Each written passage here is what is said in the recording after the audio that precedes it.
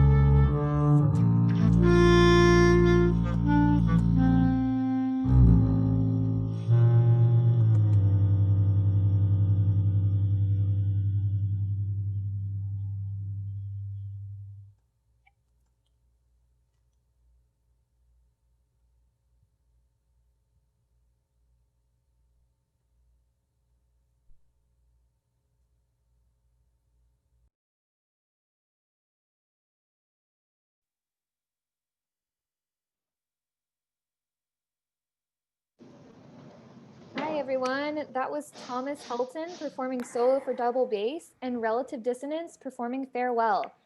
Today we are joined by group members, bassist Thomas Helton, vocalist Danielle Reich, and violist Aaron Bielish. Thank you so much for being here with us today, and I'd like to start with a question for you, Thomas. Tell us a little bit about your formation of Relative Dissonance. How long have you been playing together? What inspired you about this group of musicians or the instrumentation to ultimately form a group? I can't remember how long we've been playing together. It hasn't been super long. I want to say like 2 years, maybe. Maybe Aaron will know or Danielle will remember. But the impetus for the group, though, is I've been a jazz musician for about 30 years now, and so consequently, I'm really into improvisation. And but I was also trained as a classical musician, so even though I do play in some regional symphonies and stuff, I always kind of wanted to see what it'd be like to have a classical group do more of an improvisational thing. And even though we're all taught that, all the great composers, that they were all improvisers as well. Although what you hear on the recordings are, what they ended up with. So I wanted to put together a group of people that have have a classical background. They have training in the classical world, so they can, they can play their instruments with some facility, and are open-minded to using the language and the structures that we were all sort of taught in school to create our own pieces. So in addition to just playing and improvising, we're also creating structure. So that's one of the things that was really I was really drawn to, and that's what I did when we put this group together, and so that's kind of how we got here. That actually leads me right into my next question, which is, both of these pieces are very improvisational. How do you approach improvised solo pieces versus improvised group pieces? And within the group, do you have a structure in mind? And if so, how much of that do you relay to the group prior to a performance like what we just saw? There's no discussion in my solo playing or in the group. There's no discussion of direction or length or any kind of a predetermined plan. That's one of the reasons that I picked these people specifically, is because I knew that I was going to be able to we were going to be able to create something without having to be told what to do, just because I trust their musicality and I trust their abilities. So that's what made this kind of work, because it's not everybody that can play like that and create a piece and create structure with no pre forethought. We didn't think about it. We didn't talk about it. But again, that comes back to being trained and being taught from the classical world as well. As far as my solo, same exact thing, except there's no other parts. So like you'll notice, or you may have noticed during the performance, there were long moments where I wasn't playing at all. I guess I could do that in my solo playing, but that might be a little bit awkward if I was just to suddenly stop playing in the middle of a solo piece and just stand there for like 10 minutes. Although I have seen it done, I'm not sure I'm quite brave enough for that just yet. So, but that's part of the beauty of the group, is to say when we have something to contribute, we contribute, and when we don't, then we don't. There's a kind of some sort of a weird myth that if you're doing a free improvisational piece, everyone has to play all the time, and that's clearly not the case. Because if you listen to an orchestra or a symphony or whatnot, not everyone is playing the whole way through. People are waiting and they're counting rests and they're picking their moment. In this case, we're deciding when we have something to contribute to the piece. Great. And kind of building off of that, taking into account the nature of improvising and with a group like this, it was very obvious in the performance when certain group members were leading an idea or when other group members were expanding on an idea that was just presented to them. You've been playing together for a little bit now.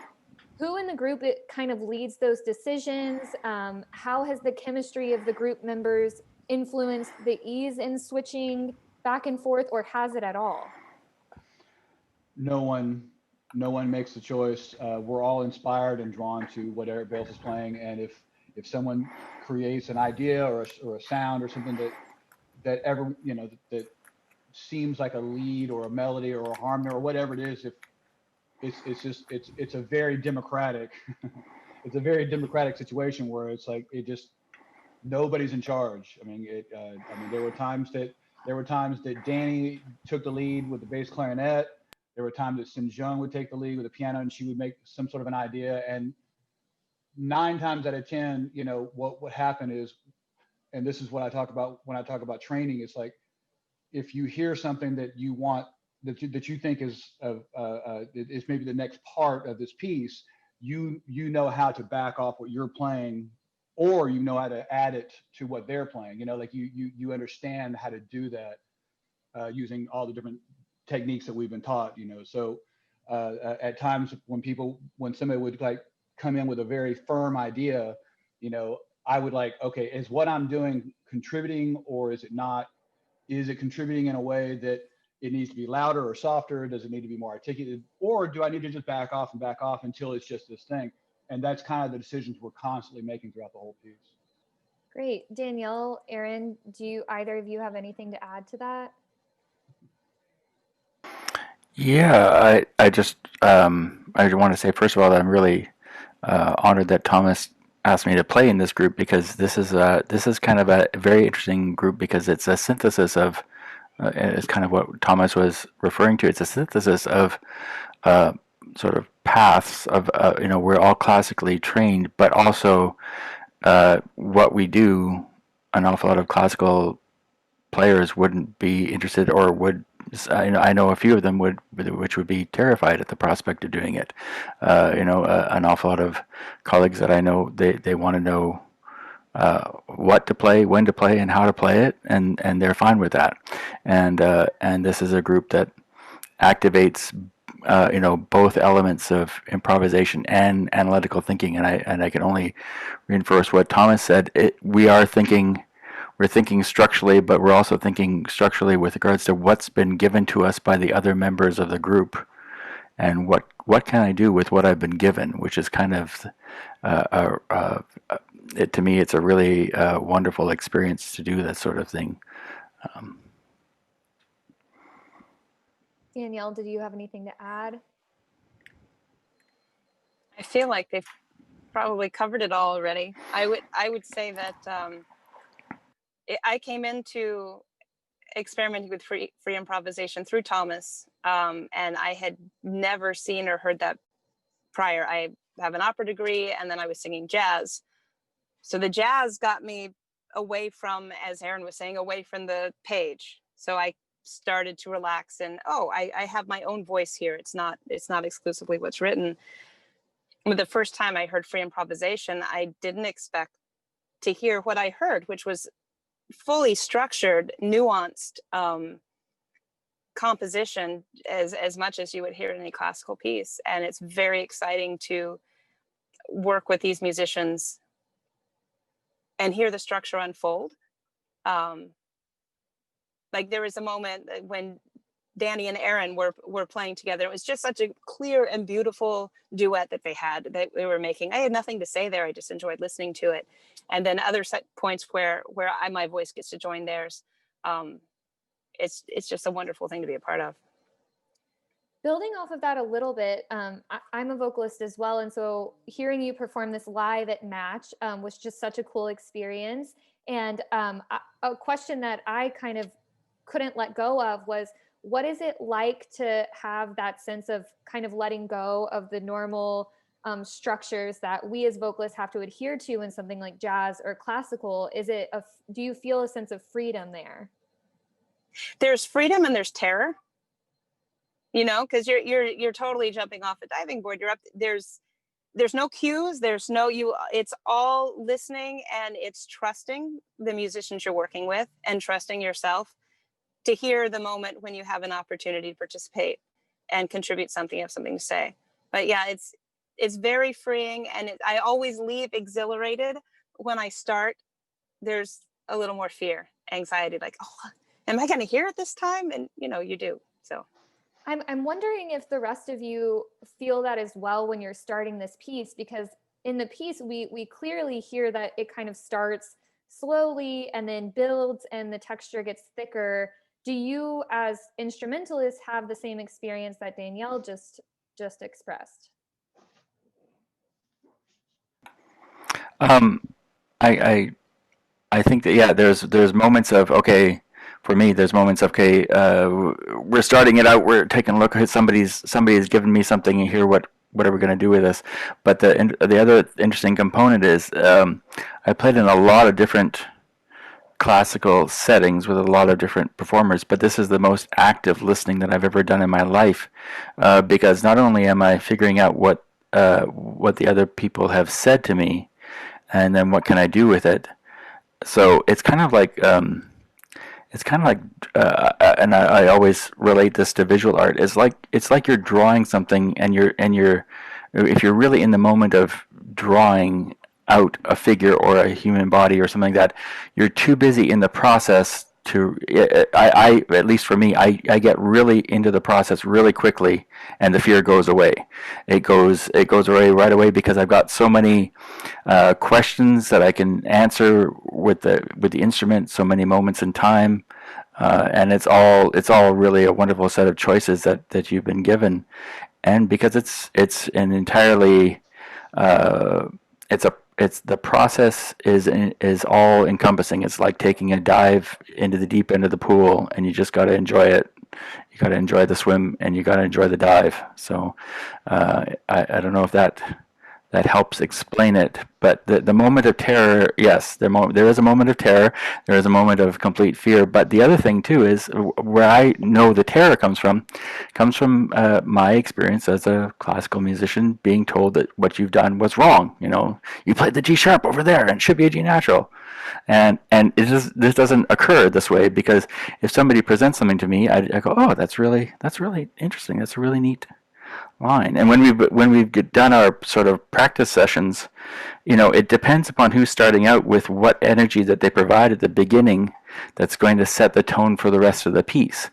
I know some rehearsals that we've started out, and somebody just comes in with an energized line and an energized texture, and we can't help but jump into it with that way. Eventually, it may head into a different mood, and again, that's the other really neat thing is, again, going back to Thomas's original idea, thinking structurally while playing it live is a really interesting, unique. This is a unique feature of this group. I think Danny is with us, but I don't know if he's there or not. I see his thing. Dan, are you with us? He's muted, so maybe he'll jump in here in a second.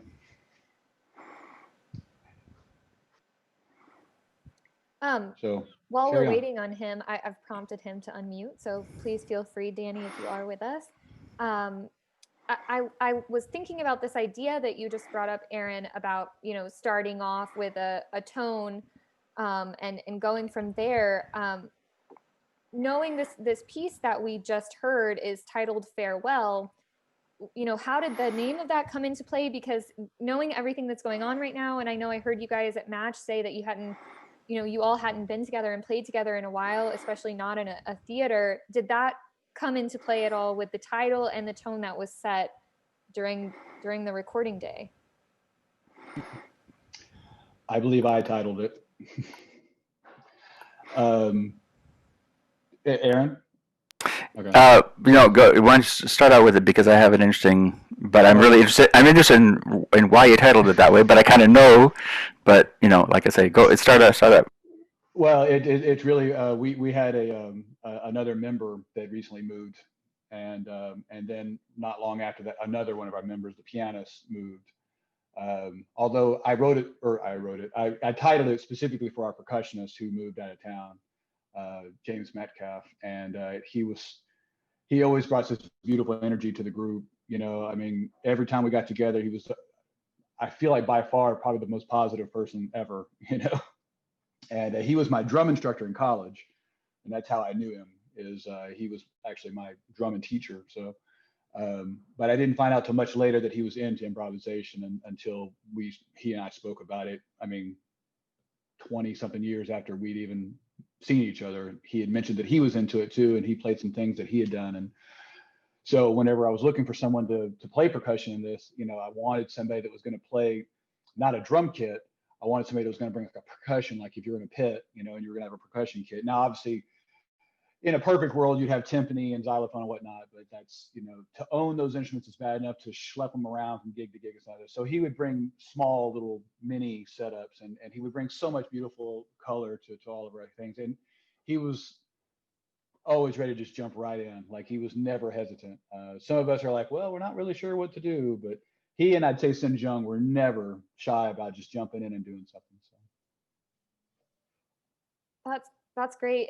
And kind of building off of what you just said, it sounds like you've had a couple of members who have changed the instrumentation to what we just saw.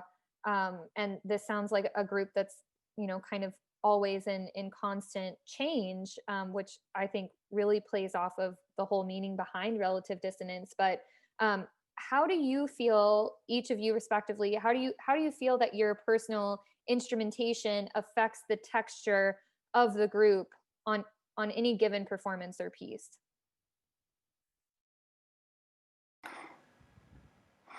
Well, I'm what I can kind of answer that as a related note. What this group has allowed me to do is actually explore sounds that are non-traditional, non-accepted by the viola. You know, heading into, and again, actually, goes back to the first time I ever played with Thomas was on a piece a long time ago, and I remember this was at Super Happy Funland way back, pre-pandemic era.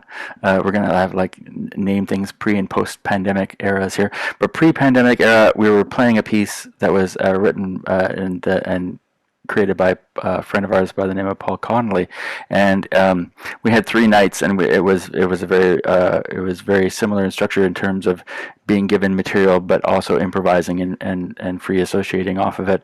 And I just remember the first night, I thought, maybe it was the second night, I'm just going to try this little novelty sound that I had. It was a novelty sound because you take the hair of the bow and you put it against the back of the viola, and it sounds like the wood is crunching. It sounds like you're actually breaking your viola. And I just remember I did that, and I got a reaction out of Thomas. Thomas turned around, like, looked at me, he's like, and I don't know, maybe it's a combination of like, do I need to repair something, or is something falling off here? Is the violist losing, is something happening here? And but that sort of continued with this group. And what I can say about that is it allows the viola. Out of all the members of the group, it's the quietest. And so what I do personally is I look for those times where I can provide a texture, I can provide an additional thing, and that's sort of a traditional viola role, supportive element. We always get the backup for the violin, or boosting some other instrument, or adding texture or flavor, or maybe the garlic of the orchestra. I don't know. You never actually taste it outright. But what this group has allowed me to do is allowed me to head into noise. It's allowed me to head into crunch. It's allowed me to head into all sorts of things that were like the ultimate no in the classical world. And so it's kind of a double. It's 2 worlds that I can explore. I can have a great moment with Danny, or with Danielle. I can do duets and have spaces that are quieter and more introspective. But I can also try, and like I say, I try because I'm never actually gonna overpower any one of them. But I can try to, which is kind of it's a neat goal. It's like, okay, am I going to actually be able to match in the texture? And it's an interesting challenge for me. So that's the way I view some of the. It's a multifaceted role, but there's a duality there that I really appreciate. Yeah, I'm going to mimic kind of what Aaron said, as far as I like to be a supportive role. I like to create textures, and I mean, like I love ostinato. I love anything repetitive for long periods of time is kind of my wheelhouse. So this group gives me the opportunity to really live in that world. Drones and ostinatos is just, that's just my bread and butter. So, I mean, even though I do take a lead from time to time, just because I feel like it might be necessary, but also to give the group yet another dynamic, because typically bass doesn't get, the solo or whatever. So I'll take it in there from time to time, but I think for the most part, I really like being more of a supportive role. Danielle?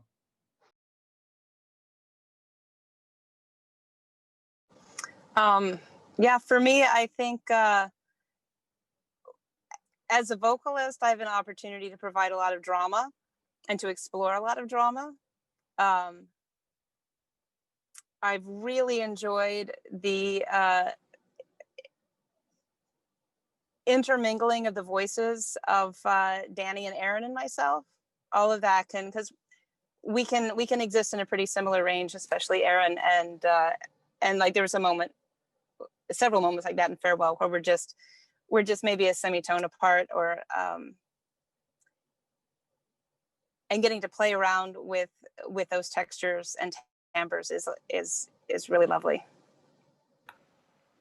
Yeah, there's been a lot of practices where we've ended up on similar notes or complementary notes or moving against each other, which is it's been a very, and I think Thomas has sort of hit a facet of it. I think all of us are listeners.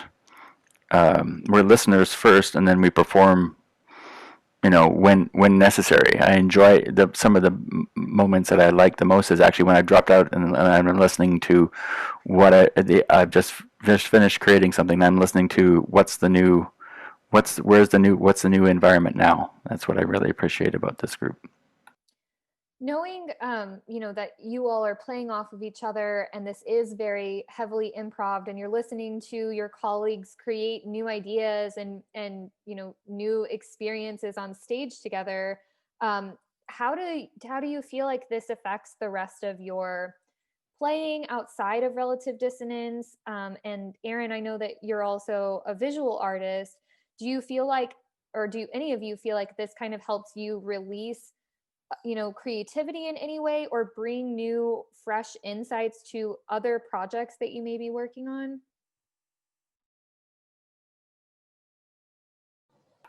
It certainly challenges me in a way, as you kind of touched on earlier, classical and even with jazz being improvisatory, you're still staying within a box. And here there's no box other than the one that my training experience brings to the table. So some of that certainly carries over into jazz, which is what I do more often. I feel a little more freedom, a little more room to play. And hopefully that trend keeps growing. I don't have any other projects, so. Well, you just created a theater. So, I mean, knowing that you have your hands in this theater, has that in any way affected you, helped you think outside the box, maybe just in general, always playing in this improv style, more avant-garde style? Do you feel like it's helped you? I think if anything, it's something that I kind of suppressed for a long time because, and I'm not going to speak of any particular community, but the community that I've mostly been associated with are very particular about the music that you listen to. Because if you're going to call yourself this type of musician, then that's what you have to listen to, and that's what you need to support, and that's what you need to do. And I followed that rule for a very long time. And it wasn't until a little bit later on in my career that I just said, I like so many different types of music. I like so much other things that I don't want to feel like I have to only follow this one path, So my sort of I don't know, mission statement or sort of a feel about the whole thing is it all influences everything. All the things that you do and all the things that you listen to, it influences all the other things. And I think that as long as I'm not really sure how to thanks, Agnes. I think if you just listen with an open mind and open heart, it all benefits all the other things. I mean, you're only benefiting yourself and the people around you by welcoming all the possibilities in the world, you know. So by limiting yourself to only liking one thing or only listening to one thing, you're doing just that. You're limiting yourself, and I'm not having it anymore. So and I don't think my peers that I'm really close to, I don't think they do that either. I think that they're as open-minded as I am. So well, maybe I do listen to some wacky things. So Yeah, I think Thomas has got it pretty much nailed down. But because it's for me, um it's an issue of creating that moment, creating the performance, and also it's sort of an acknowledgement of the era that we're in. We've got recorded music, which people like to think is the same as live music, but it just isn't. And then we've got a blend of what you can use recorded as a live event, and then you actually have live music. And this is a group that's we're all acoustic, and we're all creating in and of that moment. And once that moment is done, unless it's been recorded, it goes away. So I really like it. I like it for that facet of it. Like I said, when I performed with that group on that day, I felt pretty good about it. I felt I had contributed some good things. I felt like there were some other things that I could have said better, but listening to it today is an enjoyable experience for me, but I was also very happy to just let it go and let it be in and of that moment. And to me, that's refers back to the original art. It's a time-based art. It's a temporal-based art that we deal with sound, and I'm really happy with letting other people figure out what box they want to put it in after the fact. I'm really, to sort of echo Thomas's sentiment, I'm not interested in saying that this music and this event is an example of this genre or this style or this thing. It is that moment, and that moment is past, and enjoy it for what it is, because I think it's also very reflective of our era. I think we're coming into an era in which you do have to take a look at all of the influences and acknowledge them for what they are. They're very important influences, and yeah. That kind of brings me to my final question, which you both touched on already a little bit, but keeping in mind that Relative Dissonance does strive to present new concepts of music, and you're really kind of playing outside of a box and shattering barriers, what do you hope the listeners, especially those who maybe don't gravitate toward avant-garde or experimental music, what do you hope that they get out of hearing the group perform in this style?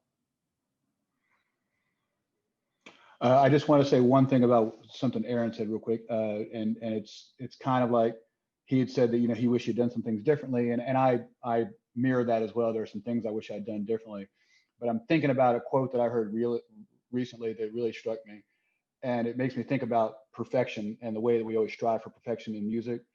And he said perfection is boring. So that's kind of where I'm going to go with that. Perfection is boring. I don't want to hear it. So I want to hear the mistakes. Because the mistakes that's what's human about us. That's what makes us who we are. We can be machines, but who wants to hear a machine play music? Anyway, I'm sorry. I'm trying to remember what your question was. I hope that people take away a more of an open mind. That it doesn't have to be this or that. It can be whatever. I mean, you can hear it for all the things, like you can pick apart all the things we did. You can listen to the drama that was created by it. You can listen to the structure.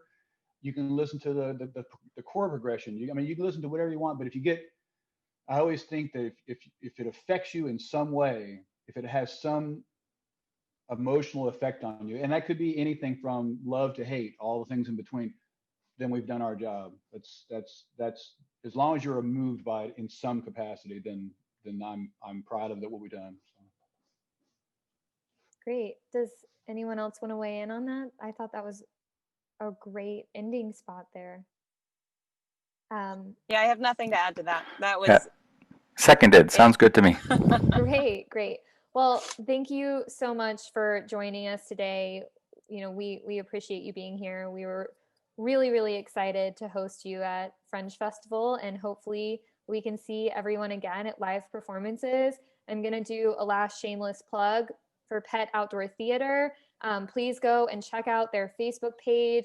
They're doing some really great things. They just had an amazing spread in Houston Chronicle, and we are hosting our last concert, Anything Goes, at Pet Outdoor Theater this Sunday at 7 p.m. You can buy tickets. They're $15. You can check that out at our Facebook page, Houston Fringe Festival, or on our website, houstonfringefestival.org, to see what else is on the schedule. We still have more Fringe performances to come. So I know we are on day 5, but tonight at 7 p.m., we have the incredible Tejas Dance Company. They are a traditional Indian dance group that will be performing about a 50-minute long piece. It's very dramatic. It's very, very interesting. So please tune in there and check back in tomorrow. We hope you enjoy the rest of your afternoon and that you stay safe.